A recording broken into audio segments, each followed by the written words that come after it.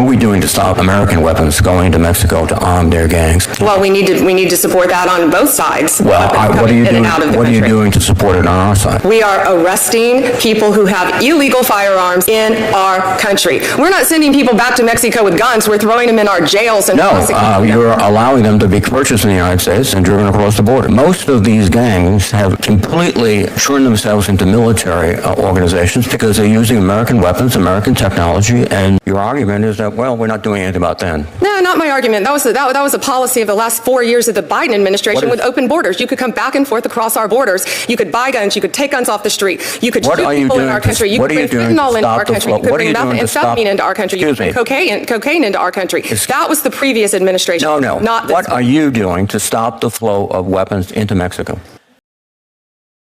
You ever watch a political hearing and feel like you're witnessing the exact moment when the truth finally punches through the lies?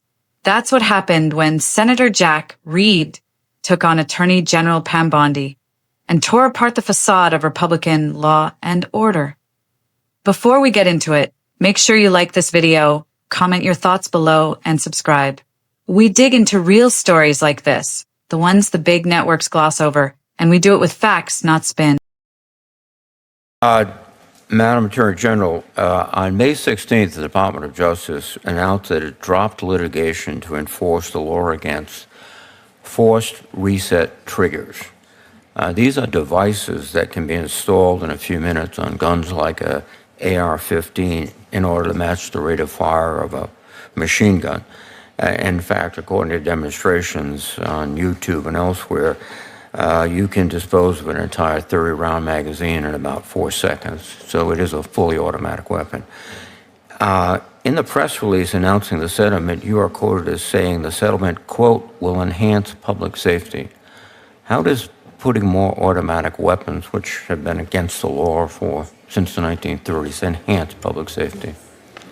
Thank you for that question, Senator Reid. What that will do, it will enhance public safety by settling the litigation because it is a guarantee that the manufacturer will not put that in handguns. We settled those cases because it was the right decision under the law. But nothing's comical about this. These devices are materially the same as bump stocks. The Supreme Court said last year that they are not machine guns under federal law. We followed the law. We will continue to follow the law. I'm a career prosecutor. I'm going to do everything in my power to keep Americans safe. What we should be concerned about up here are all the illegal guns flowing into our country by illegal aliens who have been free to walk into our country over the past 4 years. And we've taken thousands of those guns off of the street, including drugs and including violent criminals. Excuse me. How can you go ahead and say we're more safe today because they will not put these automatic firing devices and pistols, which have magazines of about maybe 20 rounds at most, or maybe 10, and have a range much less than an automatic weapon? Have you ever fired an automatic weapon? I have. Well, you understand then that that's a device that was designed to kill people. It's not a hunting rifle. It's not a target rifle. It's mass fire. And you made a compromise saying, well, don't put them in pistols, but you can go ahead and put them out in automatic weapons. We followed the law. We will continue to follow the law. You and I clearly disagree on the Second Amendment.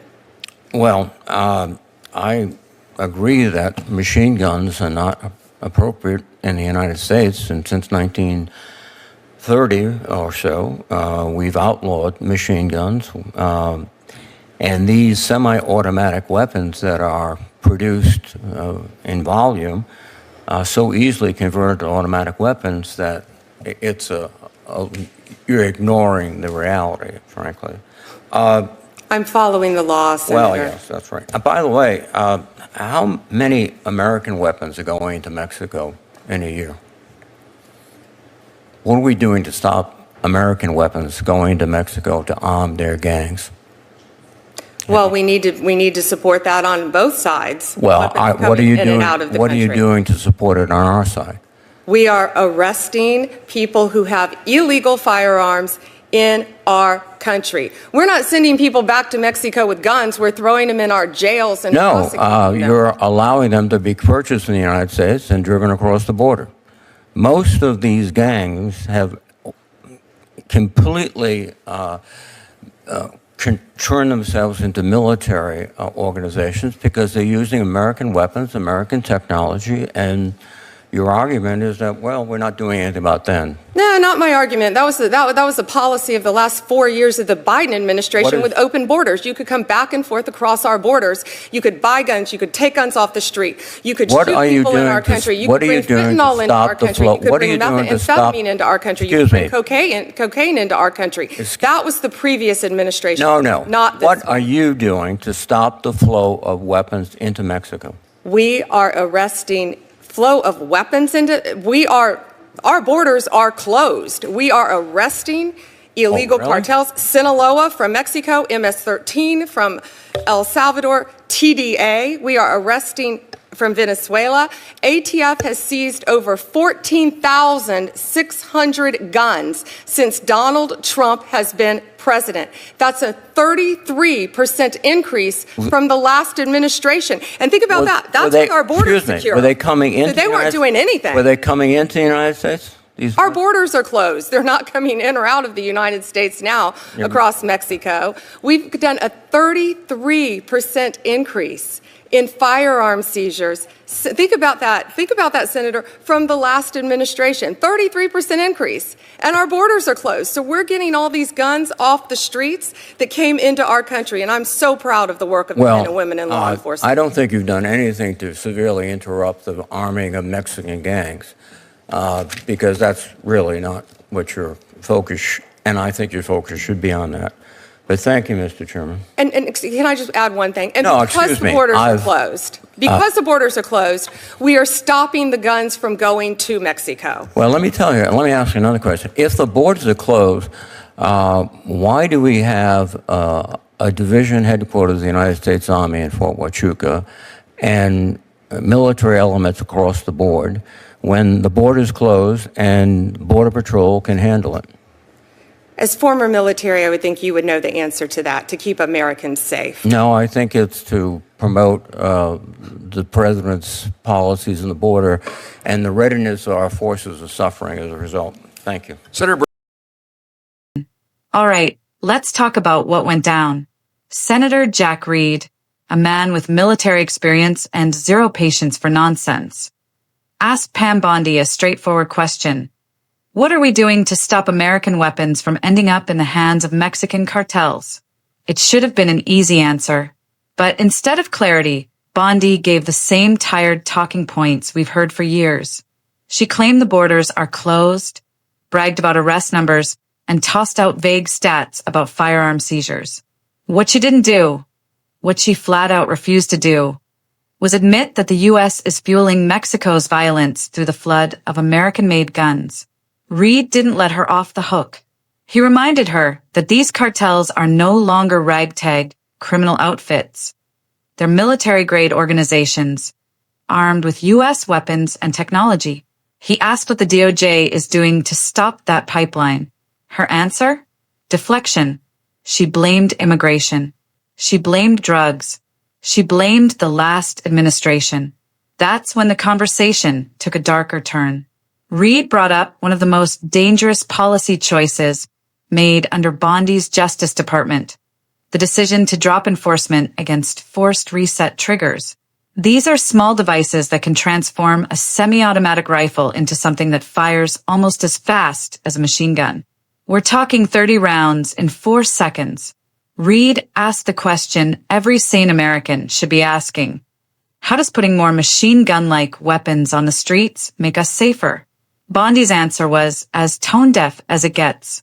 She claimed the DOJ's decision enhanced public safety because the settlement supposedly kept those devices out of handguns. That's not logic. That's legal gymnastics. That's the kind of answer you give when you care more about lawsuits than lives. Reid wasn't buying it. As a veteran, he's fired automatic weapons. He knows what they're built for, killing large numbers of people in a short amount of time. These aren't hunting rifles. They're not target shooting toys. They're battlefield tools, and Bondi's DOJ just gave them new life under the excuse of following the law. And here's the kicker. While she was bending over backward to defend gun companies, she was also deflecting blame onto immigrants. That's the Republican playbook. When you can't justify your policies, blame the border. But the truth is this: U.S. guns are the lifeblood of Mexico's most violent cartels. The majority of weapons seized from gangs in Mexico trace right back to American dealers. These aren't smuggled in secret. They're bought legally, often in bulk, and then trafficked south because our laws make it laughably easy. Bondi's claim that our borders are closed is not just misleading. It's dangerous. It distracts from the fact that the U.S. gun industry, protected by Republican lawmakers, has turned into an international arms supplier for organized crime. And instead of tackling that crisis head-on, Bondi is busy celebrating a 33% increase in gun seizures, as if that's victory. But think about it. If seizures are up 33%, that doesn't mean we're stopping the flow. It means the flow is getting worse. Then came the moment that stripped the veneer off her entire argument. Reid asked if the border is truly closed. Why does the U.S. Army still have an entire division stationed there? Why do we have military installations like Fort Huachuca right on the edge of the border if everything's supposedly under control? Bondi stumbled. She claimed it was to keep Americans safe, but Reid's point landed. This administration's version of safety is political theater, a photo op of strength masking a reality of failure. And that's the truth too many Americans don't want to face. Republican leaders aren't protecting national security. They're protecting corporate interests, specifically the gun lobby. Every time they settle a lawsuit instead of enforcing a regulation, they're signaling to manufacturers that profit comes before people. Every time they shift the blame to immigrants, they're counting on fear to distract from their own negligence. Let's call it what it is: a national security failure disguised as patriotism. Because real patriotism isn't waving a flag while corporations flood our streets and our neighbors' countries with weapons of war. Real patriotism is doing what Senator Reid did: asking hard questions, refusing easy answers, and holding the powerful to account. Pam Bondi's answers weren't just evasive, they were reckless.